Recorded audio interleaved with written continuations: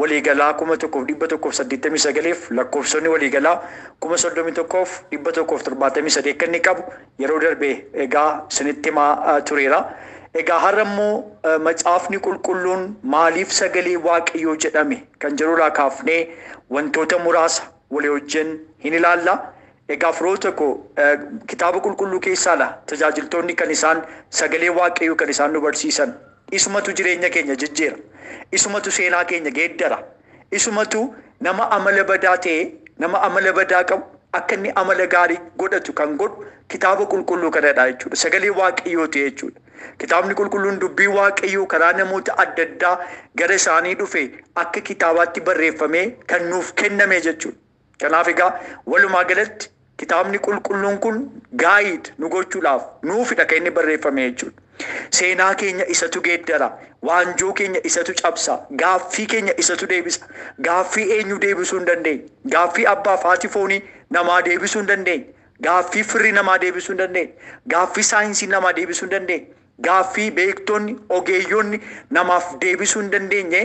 Egaa namni waaqayyootti amanee akka dubbii waaqayyoo kanatti namni jiraatu, namni sagalee waaqayyootti qabamee jiraatu, namni waaqayyoon dhaga'u, namni waaqayyoof galee ba'u, namni waaqayyoon dhaggeeffatu, namni waaqayyoof jiraatu, egaa waan hundumaatiif deebii hundumaa kitaaba qulqulluu keessaa kan inni argatu. Hafuurri waaqayyoo kitaaba qulqulluu kanarra waan jiruuf karaa hafuura qulqulluu immoo waaqayyoo dubbii kana namaaf ibsaa, ittiin seenaa namaa geeddaraa, ittiin waaqayyoo waanjoo namarraa cabsaa jechuudha. Kanaaf egaa wangeelli yookaan sagalee waaqayyoo kitaabni qulqulluun kun anaaf isiniif jireenyadha jechuudha. Gara boodaatti isa kana isinitti hima. Egaa walumaa galatti maaliif sagalee waaqayyoo jedhamee kitaabni qulqulluu kun maaliifidha sababni isaa? Kan jiru fakkeenyaaf amma kitaaba tokko kan biyya lafaarra jiru yeroo fudhattanii ilaaltanii abbaan barreesse irratti barreeffama. Barreessaan kitaaba kana akkasidha. Kan immoo idiit godhan namoonni maqaan isaanii warri idiit ta'es irrattidha kan inni barreeffamu. Kitaabni qulqulluun garuu barreessaan kitaaba qulqulluuf qopheessaan kitaaba qulqulluu keenyaa waaqayyoodha. Akkas gaafa isin jedhu waaqayyoo gadi bu'ee harka isaatiin barreesse miti. Namoota isaatti gargaarameera waaqayyoo akka kitaabni kun barreeffamu kan inni godhe. Egaa walumaa galatti ajaja waaqayyoo biraa kennamedha. Seera waaqayyoo biraa kennamedha. Yookaan immoo dubbii waaqayyoo biraa kennamedha. Walumaa galatti waaqayyo namoota adda addaa fayyadamee namoota garaagaraa fayyadamee akka inni barreeffamu haa ta'u malee abbaan kitaaba qulqulluu kanaa waaqayyoodha. Abbaan macaafa qulqulluu keenya kanaa waaqayyoodha jechuudha. Kanaaf dhuunfaa isaati kan isaati dubbii waaqayyooti nuuf jedhameedha kan inni haala kanaatiin barreeffamee dhalootaaf kan inni raabsamaa jiru. Dhaloonni kan ittiin tajaajilaa jiran, kan ittiin tajaajilamaa jiran, nullee har'a kan ittiin tajaajilamaa jiru. Iddoo garaagaraatti haala adda addaatti namoonni adda addaa kan isaan itti irra dhaabbatanii tajaajilan dubbii sagalee waaqayyoo kanadha jechuudha. Egaa maaliif sagalee waaqayyoo jedhame? Barreessaaf qopheessaa macaafa qulqulluu waaqayyoo waan ta'eef. Macaafa kanas namoota waaqayyoo ta'anii hafuura qulqulluudhaan gaggeeffamaniin waan barreeffameef sagalee waaqayyoo jedhame. Kanaafidha jechuudha. Abbaan kitaaba qulqulluu kanaa waaqayyoodha. Eenyullee abbaan ta'u kitaaba qulqulluu irratti. Ani abbaadha kan jiru tokkollee hin jiru macaafa qulqulluu kanatti jechuudha. Barreessaan anadha kan jedhee haala kanaatiin dubbatu kitaaba qulqulluu irratti nam tokkollee hin jiru. Abbaan kitaaba qulqulluu waaqayyoodha.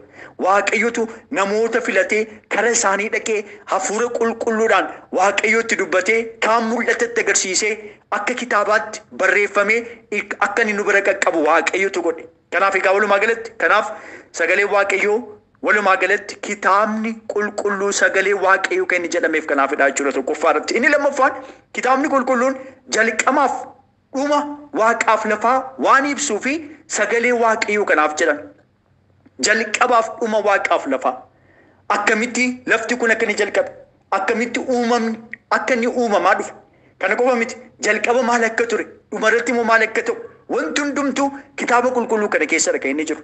Kanaaf egaa waan hundumaa isa dur ture, isa gara fuulduraallee ta'u, wanta gara fuulduraa eenyullee hubatee bira ga'uu hin dandeenye. Kitaabni qulqulluun kun ifa godhee lafa kaa'e waan jiruufi kanarraa kaanee kitaabni qulqulluun sagalee waaqayyooti jenna jechuudha. Jalqaba waan hundumaa waan nutti himuuf, waan nuuf ibsuuf, dhuma waan hundumaa, dhuma waaqaaf lafaa waan nutti himuuf, waan nuuf ibsuuf kitaabni qulqulluu kun sagalee waaqayyooti jechuu dandeenya jechuudha. Inni sadaffaan karaa macaafa qulqulluu yookaan kitaaba qulqulluu kanaan waaqayyo yaada ilmaan namootaaf qabu waan ibsuuf kitaabni qulqulluu sagalee waaqayyoo jedhamee beekama. yaada waaqayyoo yaada dhala namaaf qabu karaa kitaaba qulqulluudha kan inni ibsu. Yaada gaarii waaqayyoo nuuf qabu. Dhala namaatiif yaada waaqayyoo qabu. Yaada waliigalaa ilmaan namaatiif waaqayyoo qabu macaafni qulqulluun kun waan ibsuu fi isa kanarraa kaanee kitaabni qulqulluun kun sagalee waaqayyooti jennee waamna jechuudha. Inni biraan macaafni qulqulluun dogoggora hin qabu. Dogoggora waan hin qabneef kanarraa kan ka'e dogoggora waan hin qabneef waaqayyo immoo waaqa qulqulluu waan ta'eef waaqa dhugaa waan ta'eef kanarraa kan ka'e kitaabni qulqulluun sagalee waaqayyooti jennee waamna jechuudha. Arfaffaarratti dogoggora hin qabnu kitaabni qulqulluun. Kitaabonni biraa kan biyya lafa dogoggora baay'ee irraa argattu. Kaatanii disprove gochuu dandeessu. Waan adda addaa dhaabbattanii yookaan riisarchii adda addaa geessitanii waan tokko haala adda addaatiin jijjiiruu hin danda'ama. Dhalli namaa kan inni barreesse dhalli namaa jijjiiruu danda'a.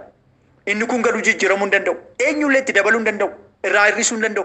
Sagalee waaqayyoo isa kana nutti dubbata. Kanarraa kan ka'e dhugaa waan ta'eef dogoggora waan hin qabneef authentic waan ta'eef genuine waan ta'eef kanarraa kan ka'e dubbiin yookaan kitaabni qulqulluu sagalee waaqayyoo jennee waamna jechuudha. Inni shanaffaan macaafni qulqulluun hin geeddaramu, hin fooyyeffamu, silas dubbachaan ture, kanaan dura isinitti himeera, irraan hir'ifamu, ittis hin dabalamu, kan hin mulqamnee fi kan hin dadhabneedha sagalee waaqayyoo. Mulqamuu hin danda'u. Eenyullee yaada mataa isaatii fuudhee itti dabaluu hin danda'u. Sagalee waaqayyooti. Waaqayyo biraa dhala namaatiif kan kenname macaafa yookaan immoo xalayaa jaalalaa akka inni ta'e yeroo darbe isinitti himaa turedha. Kanaaf iyyuu fooyyessuun hin danda'amu, geeddaruun hin danda'amu, irraa hir'isuun hin danda'amu, ittis dabaluun hin danda'amu, mulquun hin danda'amu. Kana qofa miti hin dadhabu macaafni qulqulluun jechuudha. Dhaabbataadha, nuuf karaadha, karaa nutti agarsiisa, karaa jireenyaa. Akkamitti akka baanu, akkamitti akka galu, akkamitti waaqayyoof jiraachuu akka qabnu, akkamitti immoo jiraannee akka eebbifamu. Akkamitti immoo jiraannee rakkoo adda addaa keessa namoonni jiran rakkina sana keessa akkamitti akka isaan ittiin ba'uu danda'anii kan hundumaa kan isaan argatan sagalee waaqayyoo keessaati. Kanaaf egaa walumaa galatti dubbiin kun waaqayyoo biraa dhala namaatiif waan kennameef eenyullee geeddaruu hin danda'u. Maaliif abbaan kitaaba qulqulluu kanaa waaqayyoo waan ta'eef. Walumaa galatti namni tokko eenyullee geeddaruu hin danda'u. Sagalee waaqayyoollee adaba akka namni tokko yoo itti dabale akka adabamu sagalee waaqayyoo mul'ate Yohaannis boqonnaa 22 keessatti sirriitti ifa godhee lafa kaa'a hin agarsiisa. Kanaaf fooyyessuun, geeddaruun, irraa hir'isuun kan kana fakkaatan gochuun hin danda'amu jechuudha. Kanarraa kan ka'e walumaa galatti macaafni qulqulluu yookaan kitaabni qulqulluun sagalee waaqayyoo jedhamee beekamaa jechuudha. Inni biraanii sagalee waaqayyoo Roomii boqonnaa 1 lakkoofsa 16 kaaftanii hanga 17 dubbisuu dandeessu. Humna waaqayyoo akka inni qabu sagalee waaqayyoo hin dubbata. Humna waaqayyoo qabaadha kitaabni qulqulluu. Humna waaqayyoo waan qabuuf dubbiin sagalee waaqayyoo kuni sagalee waaqayyoo jennee waamna jechuudha. Mee Roomii kan dhaqeetan dubbisa boqonnaa 1 lakkoofsa 16 kaasee hanga 17 akkas jedha. Maqaa gooftaa Yesuus hin dubbisa. Ani wangeelatti yeella'u inni humna waaqayyoo isa warra amantii qaban hundumaa duraan dursee warra Yihuudootaa akkasumas warra Giriikotaa fayyisuudha. Qajeelummaadhaan waaqayyo namaaf kennu amantii irra in dhaabbata. Gara amantiittis nama in geessa. Kunis wangeela keessatti in mul'ata. Akkuma caafamee jiru immoo namni amantiidhaan fuula waaqayyo duratti qajeelaa ta'e jireenya dhugaa in jiraata jedhee sagalee waaqayyo dubbata. Ani wangeelatti yeella'u jedha namni waaqayyo. Erga akka jedhee booda inni humna waaqayyoo isa warra amantii qaban hundumaa duraan dursee warra Yihuudootaa akkasumas warra Giriikotaa fayyisuudhaan dhala namaa kan fayyisu humna waaqayyoo waan ta'eef wangeela kanatti yeella'u jedhee dubbata namni waaqayyoo. Humna waaqayyoo waan ofirraa qabuuf inni immoo fayyisuu waan danda'uuf Yihuudoota warra ta'an akkasumallee Giriikoota jedhee dubbata iddoo kanatti fayyisu waan ta'eef ani wangeela kanatti yeella'uudha.